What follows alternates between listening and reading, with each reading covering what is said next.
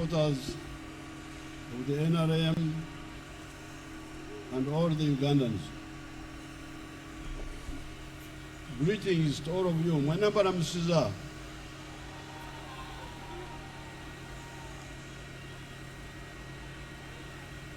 I want to thank the NRM Electoral Commission for nominating me.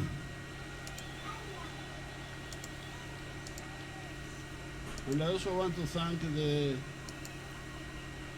nominators, the seconders, the nominators, the seconders, and my lawyers, and the secretariat who organized all these documents, because they are not easy. You have heard that they got signatures from 151. Yeah. Procrastination isn't.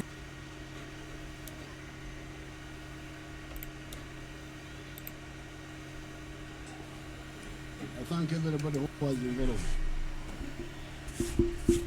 I hope the whole membership of the NRM and its structures will support my candidature as the chairman of the NRM for the 2025-2031 period, and also as flag bearer for the NRM in the presidential contest for the 2026-2031 period.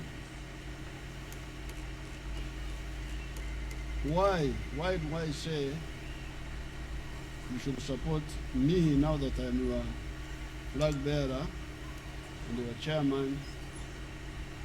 Why? There must be reasons. It's not just emotional. There must be reasons. It is because I stand here on behalf of the very NRM that started as a student movement in 1965. This is 60 years ago. That nascent student movement emerged in a very fragmented landscape where polarization was following tribes and religious denominations. Twatandikira ekibiina ky'abavubuka ensi yammwe yonna ng'obufuzi bwali bumaze okugiyuzayuza. Yalimu, what do you call fragments in Uganda? In Uganda, fragments in Sabatia? Your Excellency, Bobajjo Bajjo. Bobajjo Bajjo. Ebyobufuzi byali kati birimu obubajjo bajjo. Engusyo, Nyankole. Fragments. That's how Uganda was, politically. That political fragmentation made governance impossible because no fragment could master a majority in an election. In 1962, no party could get more than even 40%. Because they had fragmented the people in Engusyo, Obsorogoto, fragments of a calabash or a pot.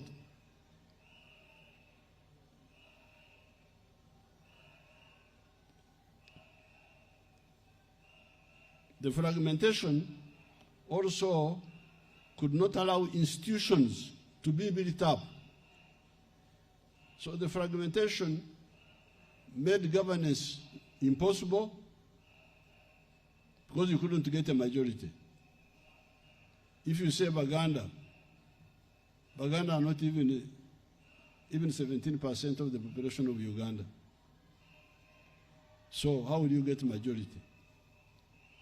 If you say Banyankore, if you say you will not get far.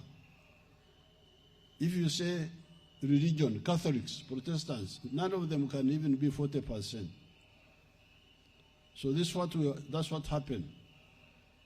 Fragmentation meant impossibility for governance. This is the point I'm raising here. But that fragmentation also could not allow institutions to be built up. The victim institutions included the army, the judiciary, the civil service, etc. Kubanga bw'oyambala gaalibindi z'okusosola n'otalaba omuserikale ng'omuserikale naye n'omulaba ng'ow'eddiini gundi oba ow'eggwanga gundi oluzimba otya amagye. How will you have a national army? Indeed, this is what happened. Our first graduate from Sandhouse, Kargova, was removed from the army in the year 1 of independence.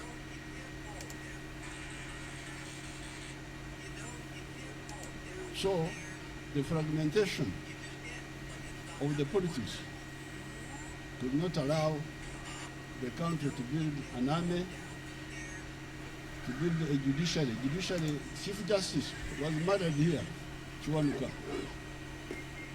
And the other judges had to run away. When some Europeans were killed under Idi Amin, they appointed a commission of inquiry led by Justice Jeffrey Jones, a white man. He investigated the case, but in order to report, he ran to Nairobi and issued the report when he was in Nairobi. That was the judiciary. That was after the killing of Chiwanuka. With the two fragmentations, uliriza okuyuza okwebika bibiri. With the two fragmentations, the political fragmentation and the institutional fragmentation, ebyobufuzi obuyuziza ebitongole bya gavumenti, they are fragmented. What came now? Came the constitutional collapse in the form of the conflict between Mutesa and Obote, 1966, and the Idi Amin coup of 1971. The constitutional order was destroyed within the first 10 years of independence. The next casualty was the small enclave economy, the island economy of the 3 Cs and the 3 Ts.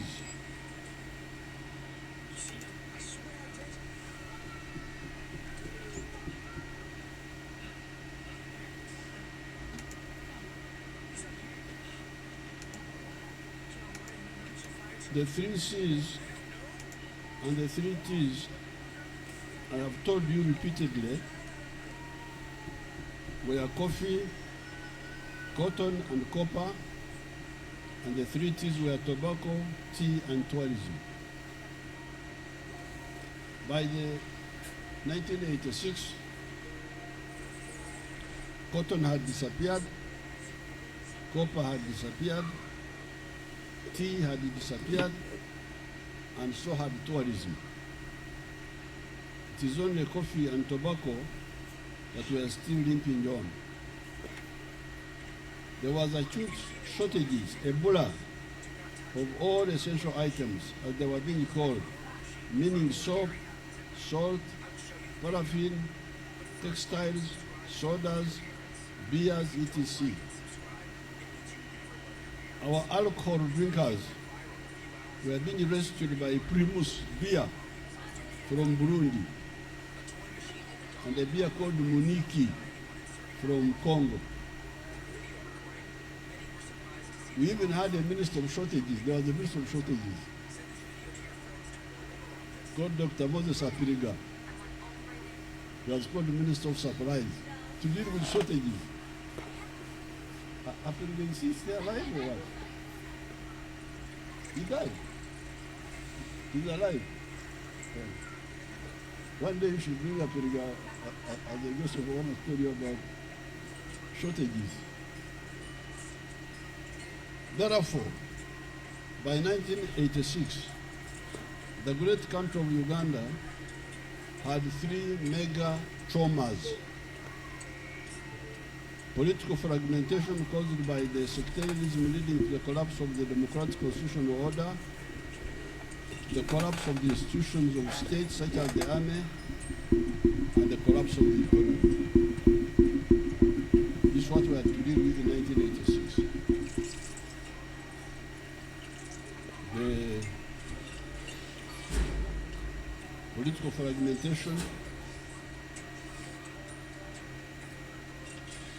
causing the collapse of democracy, the collapse of the institutions of state, like the army, no army. You can imagine we had army, UA was destroyed completely. 1979. Nigeria na yasangidwawo. Daddy. Then UNLA. No, but even before UA was destroyed, it had destroyed itself. Daddy. Because they had killed so many killings among themselves. The soldiers from one part of the country killing soldiers from another part of the country. So the soldiers were seasonal. You are a soldier today, tomorrow you are a refugee. And the collapse of the economy. Given all this, and standing where we are today in the year of our Lord 2025, you can see that in the last 60 years, the NRM has been a participant and for most of the time a leader of the efforts to do the following in the interest of Uganda. Remember, I asked the question, why agree to be a candidate and why do you nominate me and what do we tell the country? So the answer is that in the last 60 years now, the NRM have been involved in the following. Number one, liberation between 1965 and 1986. So you had to liberate. Walina okujjawo enkola eno ey'okuyuzaayuza n'okumenyaamenya n'okutema mu bantu. Number two, stabilization between 1986 and today. That's what people are talking about, stability. Number three, minimum economic recovery by restoring the 3 C's and the 3 T's, as well as eliminating Ebola shortages.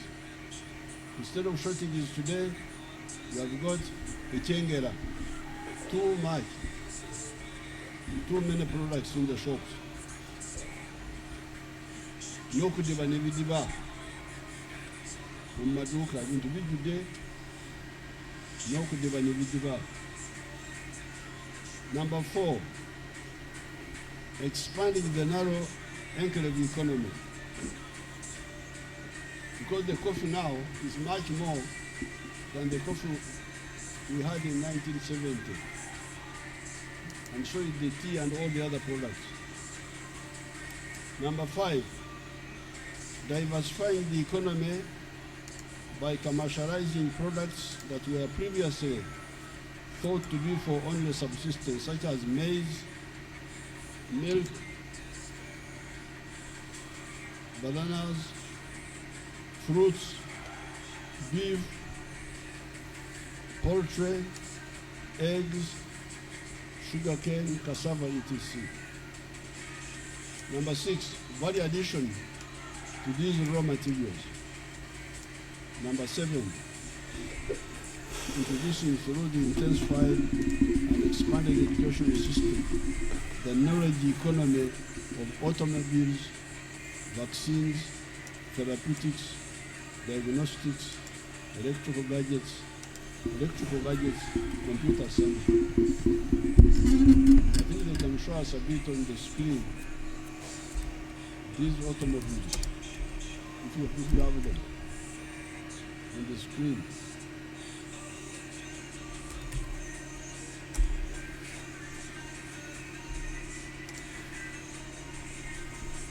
When you get them, put them on. What does this mean? It means that the NRM, its cadres, and the masses that have supported them over the years have been participants in, and for most of the time, there you have that's where you are now. This was the country which was formerly had no sugar, no salt, no soap. Now kati mukola motoka. Jamila bezi.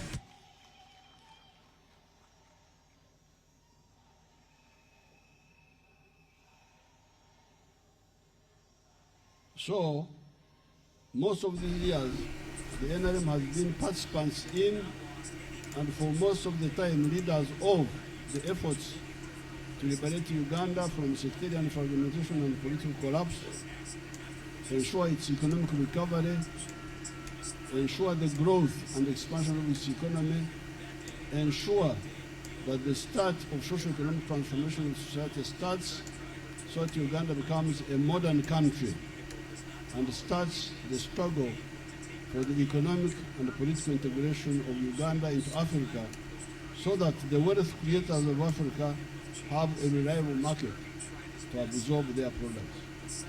So the NRM has been involved in all these efforts. Liberation, stabilization, transformation, all of them. NRM involved or leading most of the time. What have been the consequences of this? The consequences have been liberation, democratization, peace, and an economy that is now $61 billion by the foreign exchange method and 172.2 billion by the PPP method. The economy has expanded 16 times since 1986, from $3.9 billion, according to the Ministry of Finance, to what it is now. This means that Uganda is now a lower middle-income country with a GDP per capita of $1,263 for its population of 46 million people. This means that Uganda is no longer a least developed country, LDC. You can look at all the other statistics. I didn't want to divert you today by quoting the usual statistics of inflation, rate of growth, but you can look at them. Look at all these statistics. They are good, if not excellent, in many cases. However, you can do much better, especially if we eliminate corruption. So, this is what we have achieved. What then is next, and why am I coming forward to respond to the millions of Ugandans who have been ordering me with the slogan, Tova Kumei, Bandagira.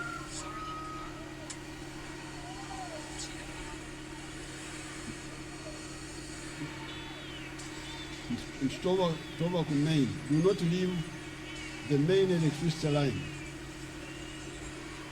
So the reason I accept and the NRM supports, I'm sure, are two. It is for two reasons.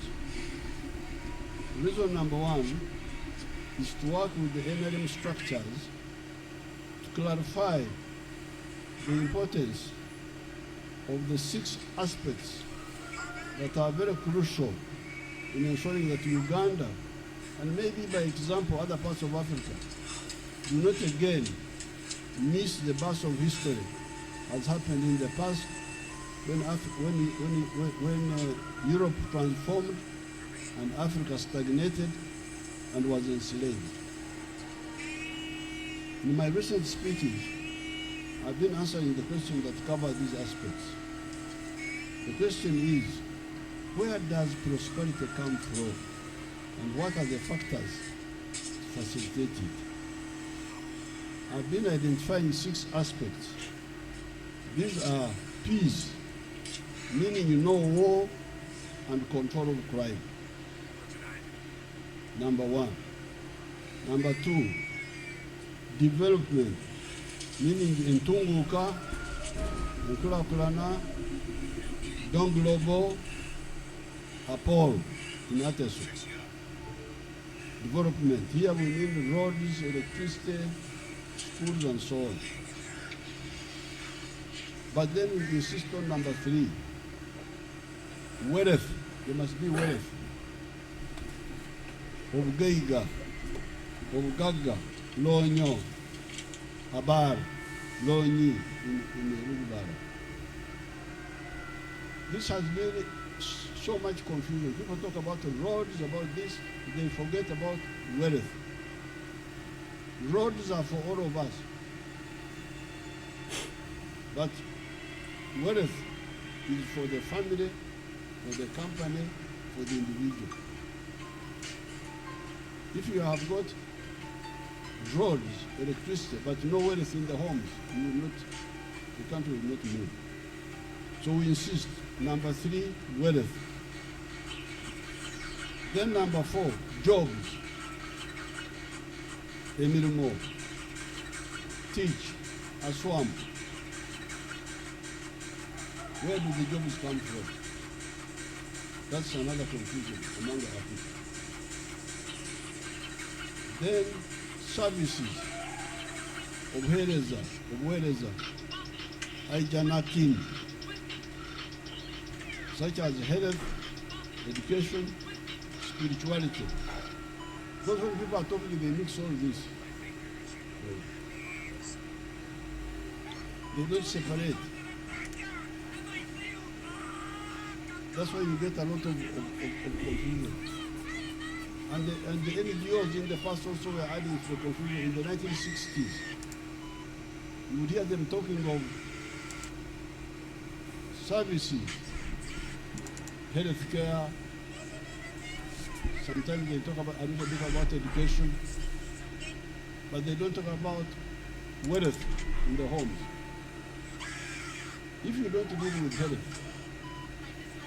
how will development be funded? If the homes don't have Obugaga, they don't have wealth, how will the economy grow? You build the roads, what will the families put on the road? And those roads are built with borrowed money from abroad. But the families and the companies and the individuals are not producing wealth to use the road. This is what we don't agree with.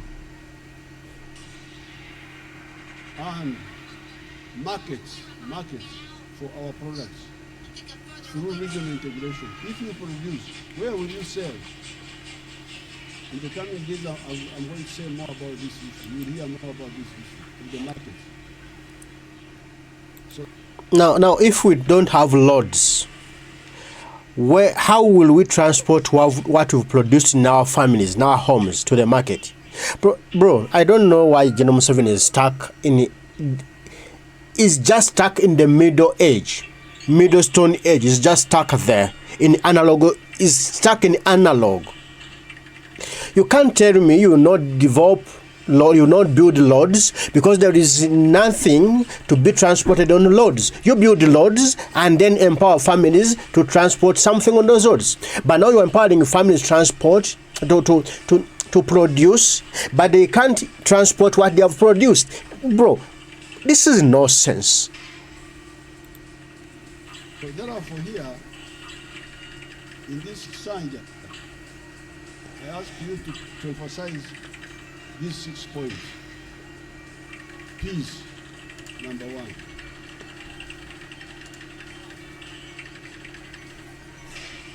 Peace meaning no war. Nobody will bring wars in Uganda. We shall crush it. But also crime. Crime must also be controlled. You will not have war, but you have crime. Crime also will disturb people. Secondly, development, meaning the roads, the electricity, very good. But are you sick of sifting through job scams on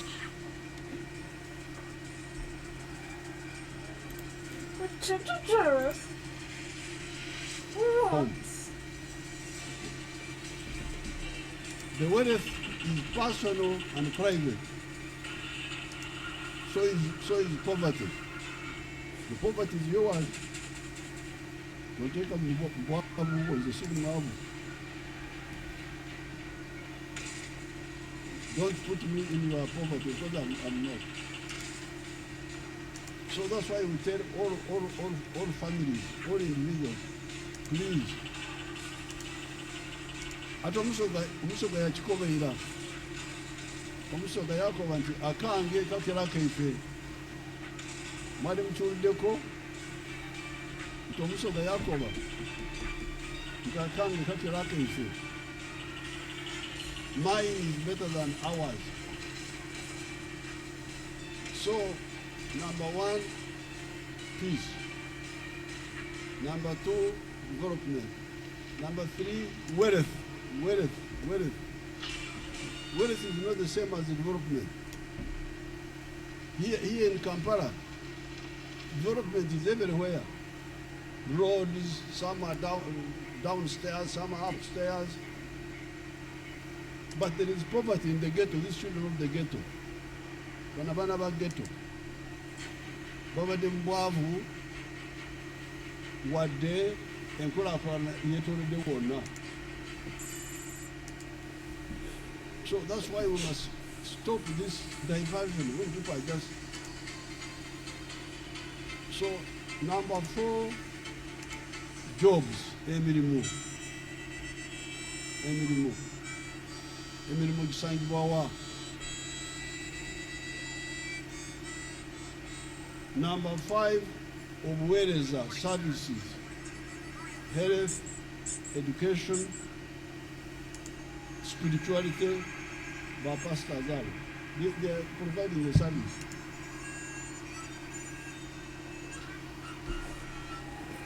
Those are service providers. Hospitality and so on. Then number 6, obutale, market. This is what I would like us to emphasize. This understanding helps us to, for instance, understand where the majority of the jobs in a developed country come from. It is from the private sector. Commercial farming, factories, services, such as hotels, transport, etc., and ICT, not from the government. Because if people don't understand where the jobs are, tulekanira bwerere kubanga abantu abasinga obungi balowooza nti emirimu girina okuva mu gavumenti. So emirimu gya gavumenti tegimala kubanga obwegombolera omu omumbuluku omu liisa omu. So where are the jobs? Nibugenda mu masomero waliwo ekikomo, omudwaliro waliwo ekikomo kya abakozi ba gavumenti. So we must be clear, the NRM must tell every home that please, the majority of the jobs are not from the government. Banyankole call that cougar. Let that stand. To be diverted. Instead of looking the right way, you are looking the wrong way. If you think the government are from, majority of jobs are from the government, you are diverted. You are not going to get an answer. Failure to understand this by the country and the families leads to futile efforts and wasted time. In the short time of Uganda's recovery, for instance, factories have created 1.2 million jobs compared to only 480,000 jobs of the whole public service. All the jobs of the public service are 480,000. But the factories, these ones which have started coming recently, are already employing 1.2 million.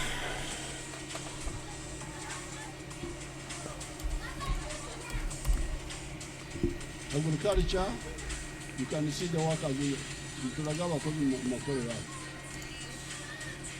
Are the schools everywhere? They are only one side.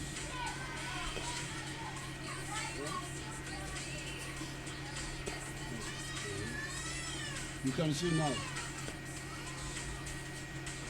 Abana Bobo now. Nolwafuuka luyimba byayogerako.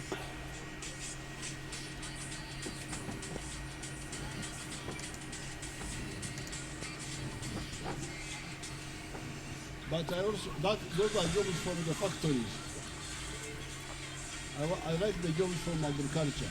Let's see our young boy Yamkama will be able to be employed.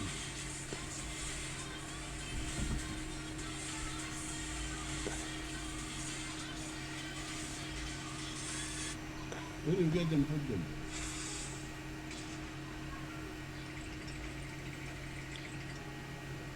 The commercial farms, the factories, the service companies, hotels. Let's watch that boy. I just get all the eggs. I get 302 paid per day minimum. When you look at the figure, in a month, I can get about between 150 and 180 piggies. But then I don't sell. I give to my neighbors here. When you look at coffee, we haven't started harvesting. But generally coffee here, if you have harvested well, per acre you get between 12 million to 15 million. But now the banana which is in coffee, we're already eating, and per month I may get like 40 bunches, I get some good. But majorly here, what is giving me money? They are the pineapples, the 4.5 million per harvest, and I harvest twice a year. You will see, even as now, those who take an harvest for my friend's sake. Then the poultry gives me 3 little food trays per day. Then I sell in a month and get a net profit of 55 million. Because you get 108 million, but you can't get all that. You have to buy feed, pay workers, pay electricity, remain with 55 million net pay. The 1 acre for grass, it is feeding my 6 cows. I'm told by the agriculture people, I even have the balance to add more 2 cows. They tell me 1 acre can feed the 8 cows. Currently, I'm employing 26 people. Previously, I was employing 17, but I added in more things in the farm, and I'm employing 26 people. And so the person who runs the job. Now you can see where the jobs are coming from. You do commercial farming, you employ people. You can hear Mkama is employing 26 people now. He started just a few years ago. He was elected in Kagadi there. His father was one of our veterans, Karol Kamanyire. He brought the boy to me. He said, my son has been elected. I congratulated him. But I told him, I said, you young boy, if you want to be useful, you go and run the 4 acres model, which I've been telling everybody. So he quickly went, and he had not done anything like that. He went and he visited Sozi, he visited Kaumu, saw what I was doing there, and went and started doing it. Now you see what he's doing. From eggs alone, he's getting 55 million net per month. That's almost like 700 million shillings net a year. So he's now solving 3 problems.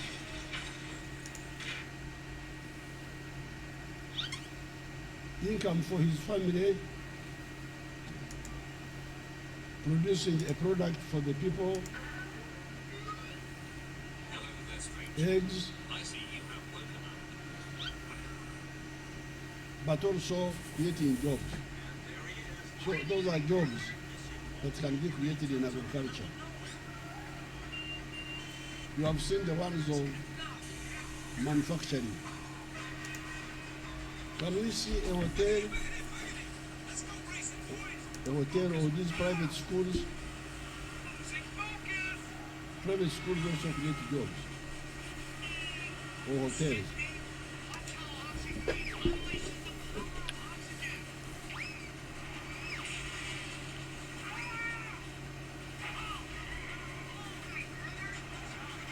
When you get it, put it.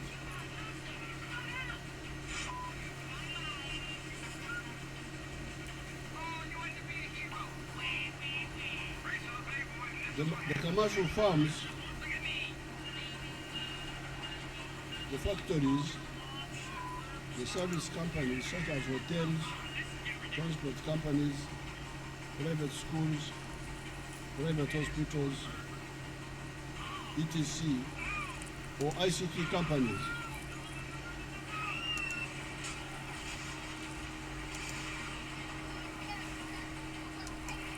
Are wealth of private people, but they also create jobs for other Ugandans. This is the linkage I want you to get. The wealth is mine, whether it is a farm, a factory, a hotel, a private school, a transport company, they are mine, my wealth. But in the process, they create jobs for Ugandans.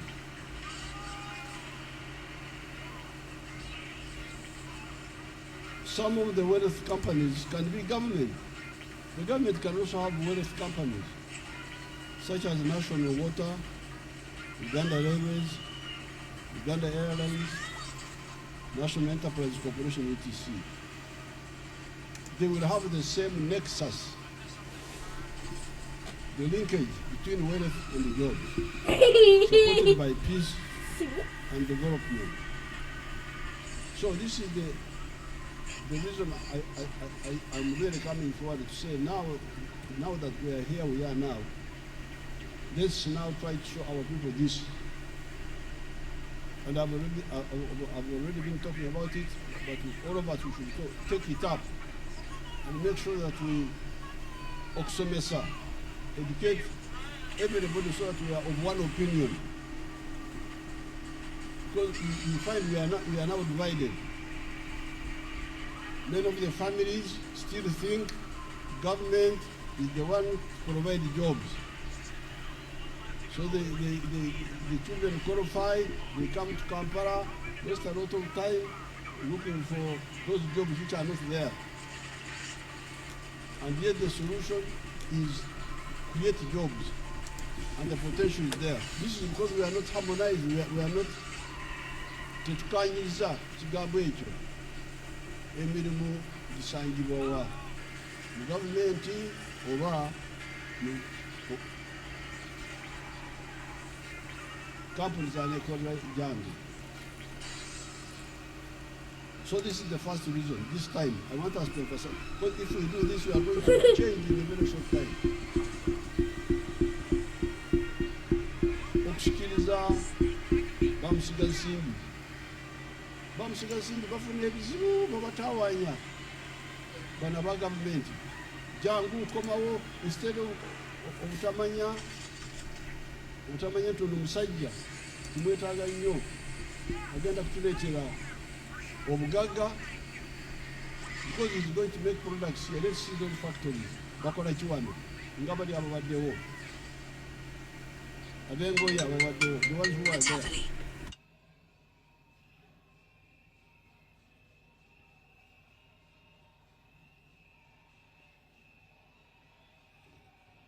So you can see Musika Nsimba oyo, that investor is solving so many of our problems at a go. First of all, he's making clothes for us here. Instead of okugura engoye jeans, China, azikolera wano. Product. Atukolera product wano.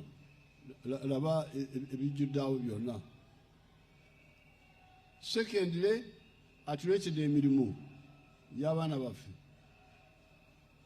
Thirdly, akozesa amasannyalaze gaffe. Fourthly, agenda kusasula emisolo. Byonna abituleetedde wano. So instead of okumwaniriza abantu baffe bamutawaanya. Abamu bagala kubaggyako ebituga. So that's why we should really nga bwe twakuba omulabe nabana abatalengera tubakubira eddala.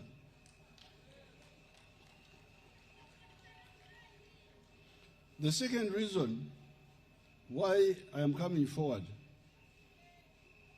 and I'm pushing NRM is to have leaders and a party that understands and is committed to the need for a qualitative leap from the status of the lower middle income country of $66 billion by the end of June 2026 to a high middle income country of $500 billion in the next few years.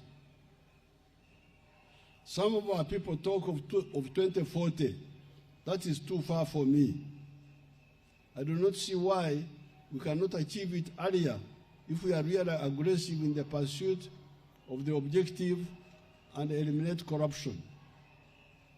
Why do I say this? It is because much of our $61 billion economy of today is raw materials. Our coffee, as it has coffee, which is called cassé, brings in $2.5 per kg, per kilo. Yet the one who roasts, grinds, and packs the coffee earns from $25 to $40 per kilo. That is how all the coffee-growing countries of the world earn $25 billion out of the total value of $460 billion. And Germany, another coffee-growing country, earns $65 billion from coffee. Since we have a wide spectrum of raw materials of agriculture, raw materials of minerals, freshwater resources, and forest products, we have a huge potential if we add value to all of them or most of them. By refining tin ore to 99.85%, we earn $33 per kg instead of $13 per kg for the unprocessed tin. Tin, if you process it here, you earn $33 per kilo. If you export it the way it is now, you earn $13 per kilo. When we purify gold to 99.9% purity, instead of the way they have been exporting it now, you process tin to 99.85% purity instead of the previous 75% purity. Copper to 99.9% purity instead of the previous 95%.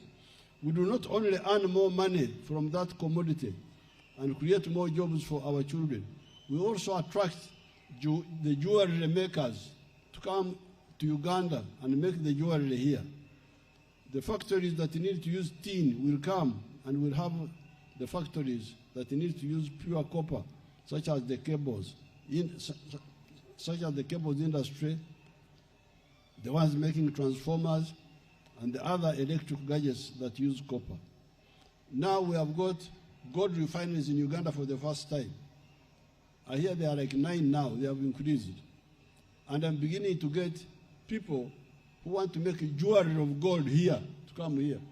Because they have got pure gold which they can use. In the past, we were exporting semi-processed copper, which could not be used in our cables factories in Rugazi. But now, with the full processing of copper, our factories here of cables, transformers, electrical will now use our copper here. So this blindness of exporting raw materials is a curse for Africa. You remember I brought you somebody to add value to your coffee, an Italian lady called Pinetti. She was being attacked in Parliament. Oh, you Mubi, what? Okay. Now, the coffee prices are beginning to come down, the raw material. What is coming down is not the coffee in the cup, in the supermarket. The price of the coffee in the supermarket will not come down. It will remain high. What is coming down is the price of our raw material. Why? Because our raw material is now plentiful. For some 2-3 years we were lucky. I think we should go to the Amasabo in Ruero and Kuloga, the coffee of Brazil, and Vietnam, because there was a drought in Vietnam, a drought in Brazil. That's why the price of kase went up. Abagezi, abatsinga amagezi, betaga kase wafi, bamukarange, bamugemu kahwa, obuunga. Bwetufuna ekyengera wano, bwetufuna Ebola, lwekyeya, awo tuganyirwa.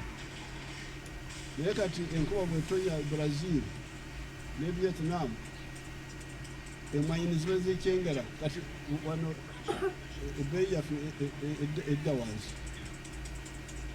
That's why we are saying that let's not sell unprocessed coffee. Let's sell value-added coffee. Kubanga eyo tegenda kudda wansi. You will never hear that the coffee final product price has gone down. Never. So therefore,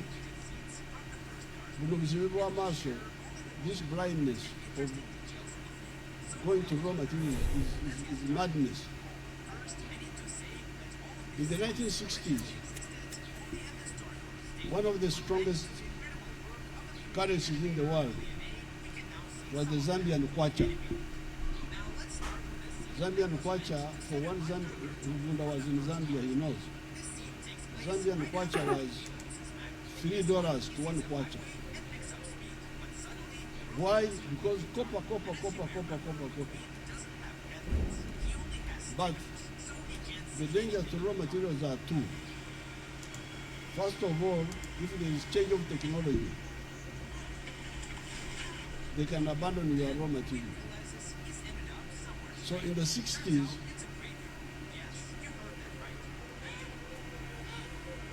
the scientists discovered a method of transmit, because the cables were being used in aircraft. Copper was being used in aircraft cables to control the plane. But along the way, scientists discovered the digital way of controlling. So they needed no longer needed cables of copper. That was the end of the copper boom. That's how actually Zambia started getting into economic problem. If you check the currency of Zambia now, it is not the way it was that time. These Tango Boys, they know that there was a factory in Toro, if they are old enough to know. It was called a jute factory. a jute factory. People were making gunny bags from a fiber called jute. And we were growing it in tobacco. Here was the factory here. There was a factory in tobacco in Toronto. When I was fighting there, I used to walk at night and find a lot of these factory workers on bicycles going to work in the jute factory. Now where is the factory? Plastics came and people started making the bags of Vuera. That was the end of jute. Completely forgotten. So, you people, don't endanger our people. Raw material, very dangerous. Because technology can change completely. The Bachiga, the bad thing is that most of the old people are dead. I am one of the few survivors. You killed them? There was a fiber called flax. Being grown in Kabari. In the 50s, I used to see them passing at Utungamo. Flax. If you want money, you grow flax. Flax completely forgotten. Even cotton had almost disappeared in 1964 there. When these nylons came up, people abandoned cotton. They went to the nylons. The good thing for us, nylon is not good for the skin. So people started getting rashes, and that's how they came back to cotton. Otherwise, cotton had been abandoned. So, when somebody says raw material without final product is very dangerous for our future.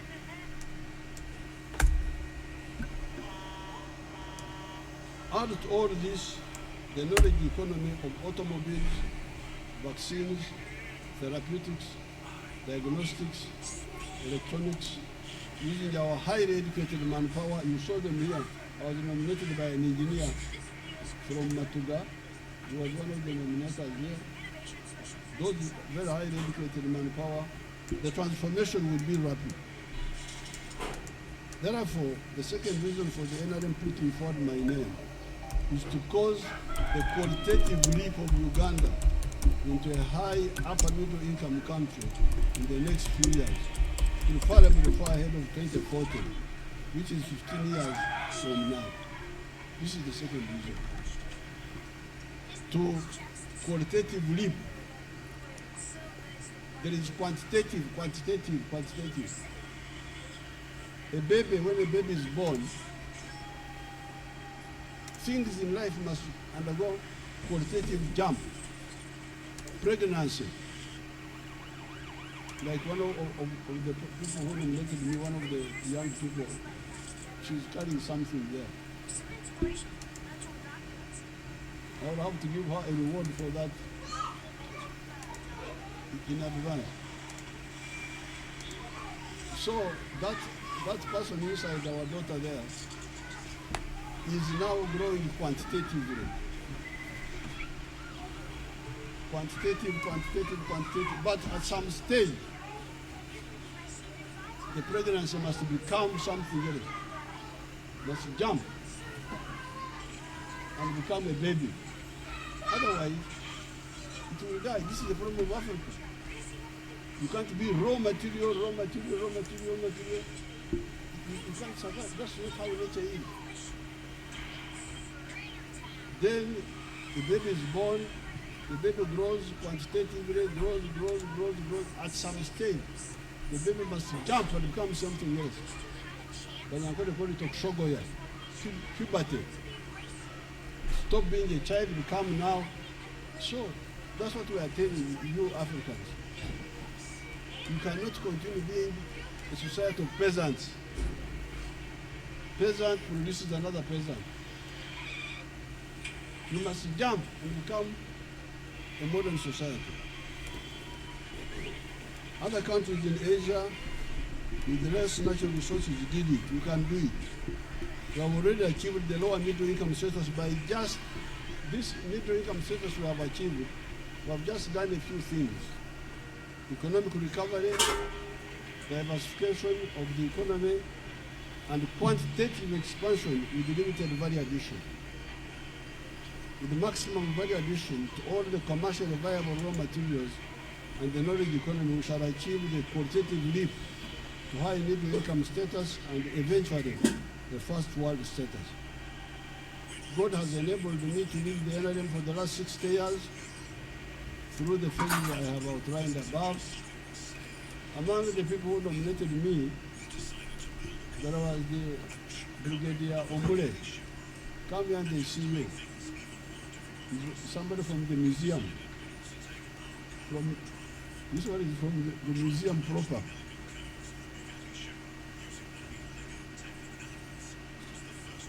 Go there where they can see you. There, down there.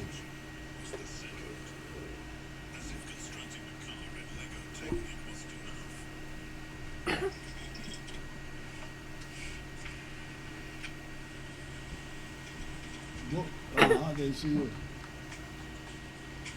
This man, we recruited him 1976. And he came through the network which was being run by Amam Mbabazi. He's there.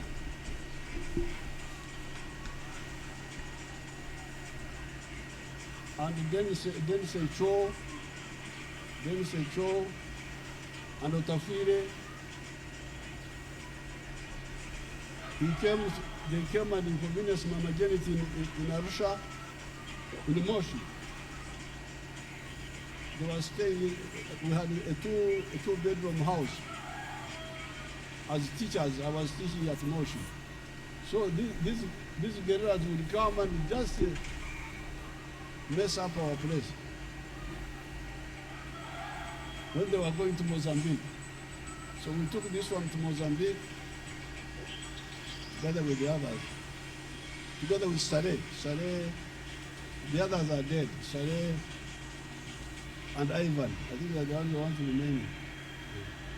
So we have been, we have been in all this struggle all this time. Okay, the ping.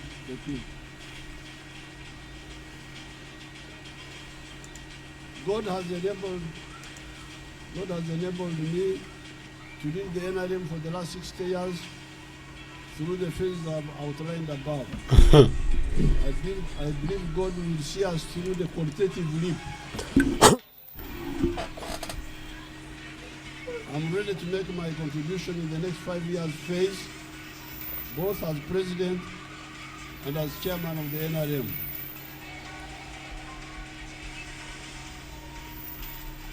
As we celebrate the victories of the NRM in the last 60 years, we should not forget to acknowledge the earlier struggles of the Kabul of the 1920s, of Ikem Sazi and his colleagues between the 1930s and 1950s, under the Farmers Movement and the Uganda National Congress.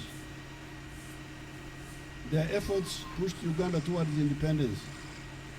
It was a pity that later sectarian politics undermined their efforts. I cannot end this short address without congratulating the millions of the newly elected NRM structures leaders from the villages upwards. It is so pleasing to see so many young people coming up as a new crop of the NRM leaders.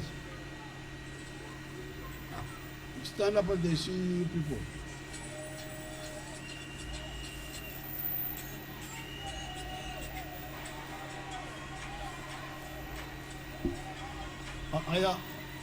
Oh, thank you so much. Sit down, sit down. I have been going through the districts and I see these young new chairpersons. Let's see the one of Mukono, the one I found in Mukono.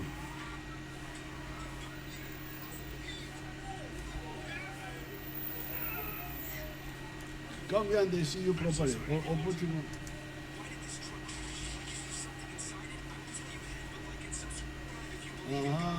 You can see how young they are.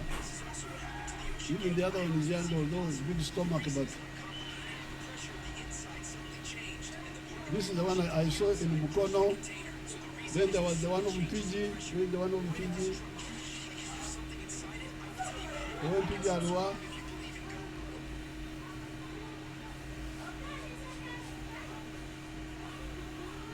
can see that one there. These are the ones I have visited so far. They are all young people. Thank you so much. Go and see.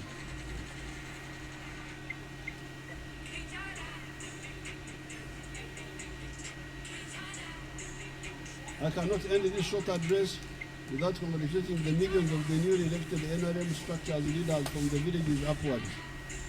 It is so pleasing to see so many mainly young people coming up as the new crop of the NRM leaders. It is now your chance to show that you can lead well.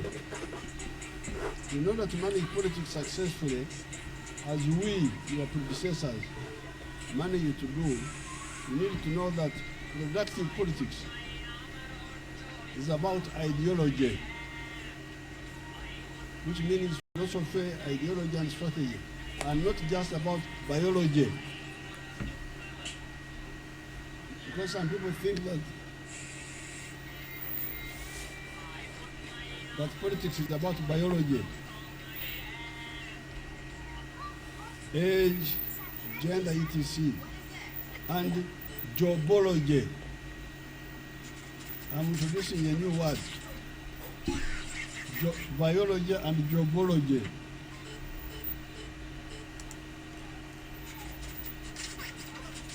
Jobology meaning careerism.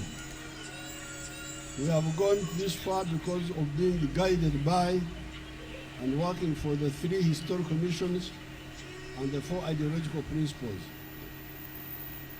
These are prosperity for the people of Africa, the strategic security for Africa, and Undugu, brotherhood of the Africans.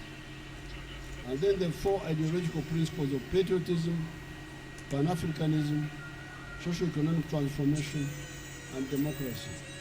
We agree or disagree with you over these and not any other reason. We agree or disagree on principles, not anything else. If this is your campus, things are easy because they are guided by principles. That is how, for instance, we were able to work with people even when we were not fully agreed with their overall position. That is how we worked with Renaissa in 1980, Yusuf Lule between 1981-85 when he died, etc. Even with Obote, we could have worked together, or the DP in 1979-1980, if they had been as deliberate as we were regarding the minimum possible programs. With us, what is the starting point is not the who, but the what. The what.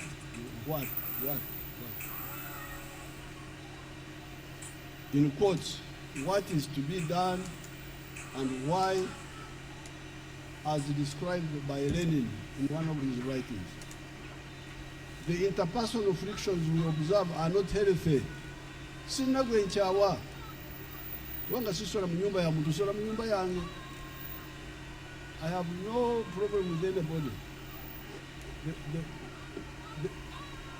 The reason we fought Amin was not because Amin was killing, the killing people came later. But we were in our Uganda and our journey of Africa, unity, Pan-Africanism. Now we could see Amin could not understand. Obote was not fully agreed with us, but we were trying to push it. Especially the Rugundas were close with Obote. And we were working with them to see whether we can push him to move some of our aims. East African Federation, for instance. Amin couldn't understand. So we said with Amin, we don't waste time. Talk.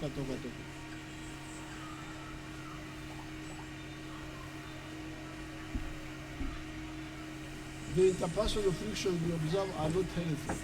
It should be the inter-ideological contestation that we should take care of. I again congratulate the millions of the new NRM leaders, and we shall see how to support them affordably. My immediate advice to you is to be wealth creators, if you are not one already, so that you do not look at leadership as a means of living. Job, mulimo. Don't look at obukulembeze as omulimo. Political leadership is about okwerwanako. The people electing you to fight for their interests, and not about being mupakasi. Omukozi owempera, the hired shepherd that Jesus talked about in the book of John, chapter 10, verses 11 to 18. If you are not yet a wealth creator already, you should see how additional government programs such as PDM and Emioga can help you to start becoming one. I want all of you to be wealth creators so that you don't look at leadership as a survival. This is where many of these people get lost. They look at politics as omulimu, as ompakasi, as how to survive. Then the party can see how to support some of the categories with operational costs. If our generation had had a jobless mentality, Uganda would never have been rescued. All of us, Kategaya, Waheru, Mesuga Black, Mesuga Martin, Zindana, Irahanze, Dennis Cho, myself, etc., had well-paid government jobs. Rugunda was still a medical student, he had to run away. On account of conviction, we left those jobs to fight for the salvation of Uganda. Where would Uganda be if we had not done that? What would the younger generation learn from that? You do not have to fight with arms now. However, you should volunteer to serve your people by defending their legitimate interests against corruption, fraud, criminality, land evictions, etc. This is really your work.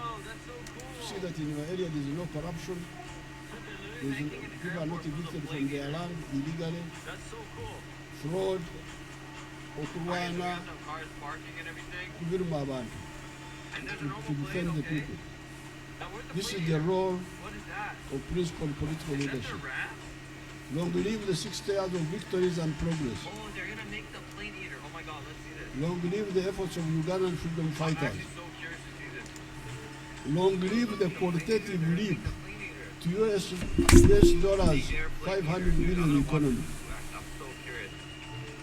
Wakati tuliko wagala okubuuka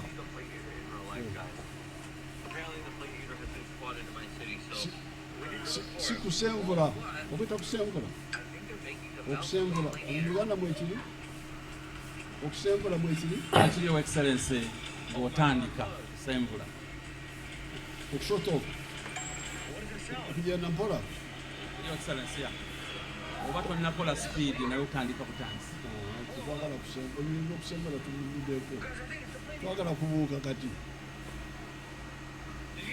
All glory to God, our creator and sustainer. Signed Museveni.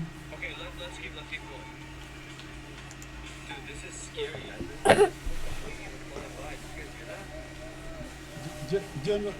General retired, Sabarwanyi. The Kira. The NRM veterans gave me another one in Champanzi. Semalungu.